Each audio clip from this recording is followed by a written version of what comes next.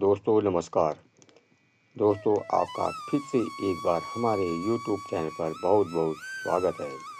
दोस्तों एक महाभयंकर शक्ति ने यज्ञ की वेदियों को अपनी गदा के एक-एक प्रहार से चकनाचूर कर दिया और कहा, भागो देवताओं, आज तुम्हें भगवान शिव के अपमान के दंड से कोई नहीं बचा सकता। दक्ष प्रजापति के यज्ञ मंडप में देवताओं की चीखें गूंजने लगी।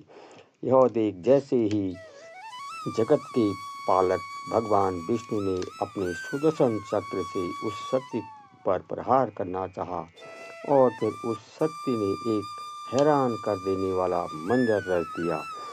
उसने ब्रह्मांड का संहार करने वाले उस प्रलयंकारी सुदर्शन चक्र को एक झटके में दबोच कर निगल गया।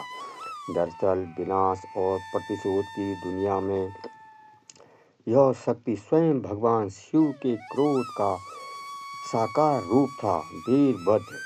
वीरभद्र को युद्ध में हराना लगभग असंभव था, क्योंकि उनका जन्म ही शिव के अपमान और बदला लेने और अधर्म का नाश करने के लिए हुआ था कि पत्नी देवी सती ने अपने पिता दक्ष के यज्ञ में हुए अपमान से आहत होकर स्वयं को भस्म कर लिया। तब शिव के शोक और क्रोध की कोई सीमा नहीं रही। उन्होंने क्रोध में अपनी एक जटा उखाड़ी और उसे पर्वत पर पटक दिया, जिससे यह महाप्रलयंकारी वीरभद्र प्रकट हुआ। इस प्रकार वीरभद्र तीनों लोकों के लिए प्रलय लेकर आया। इस बात को यज्ञ की रक्षा का कवच दे चुके भगवान विष्णु भली भांति जानते थे।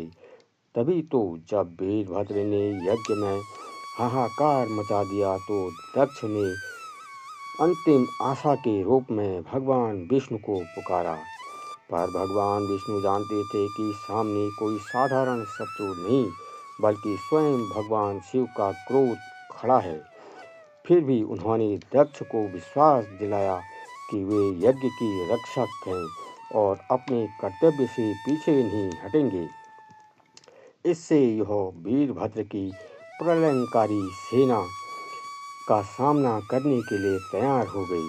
धर्म की रक्षा के इस कवच ने भगवान विष्णु को उस महाविनाशकारी संघर्ष के लिए प्रेरित किया। वीरभद्र की आज्ञा पाकर रुद्रगणों ने यज्ञ विध्वंस रूप कर दिया। भगवान विष्णु के गुप्तचरों ने तुरंत ही उन्हें इस प्रलय से अवगत कराया। इस पर बिना समय गवाए विष्णु जी ने वीरभद्र को आगाह किया और कहा, रुद्रपुत्र, यह यज्ञ मंडप की व्यवस्था के लिए आवश्यक है, इसका विध्वंस करना अधर्म होगा।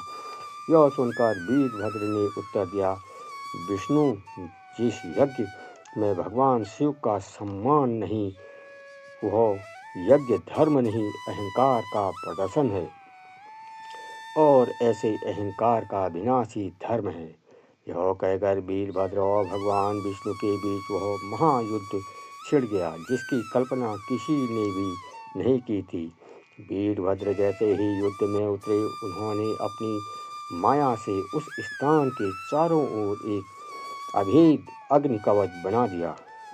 यह कोई साधारण युद्ध नहीं था, यह पालन और संहार की शक्तियों का टकराव था, जिससे भयानक विनाशकारी ऊर्जा उत्पन्न हो रही थी।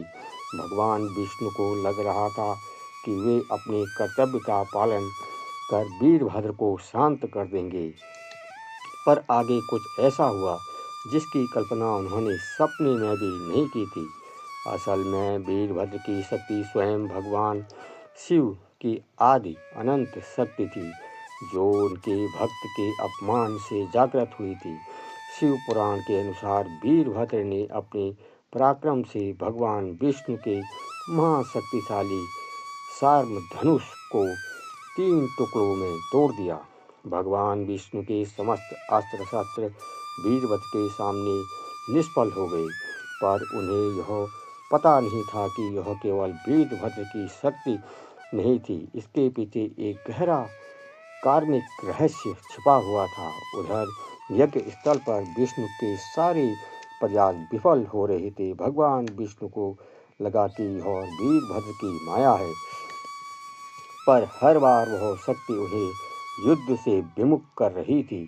असल में यह वीरभद्र की माया मात्र नहीं थी, यह तो महर्षि दधीचि के श्राप का प्रभाव था, जो अपने समय की प्रतीक्षा कर रहा था। बहुत समय पूर्व भगवान शिव के परम भक्त दधीचि ने भगवान विष्णु के समस्त देवताओं को श्राप दिया था कि उन्हें दक्ष के यज्ञ में रुद्र के क्रोध से अपमानित होना पड़ेगा। गुस्से में आकर वीरभद्र ने भगवान विष्णु से प्रश्न किया, विष्णु भगवान, आप तो शिव की शक्ति जानते हैं, फिर भी आप अधर्मी दक्ष के का पक्ष क्यों ले रहे हैं?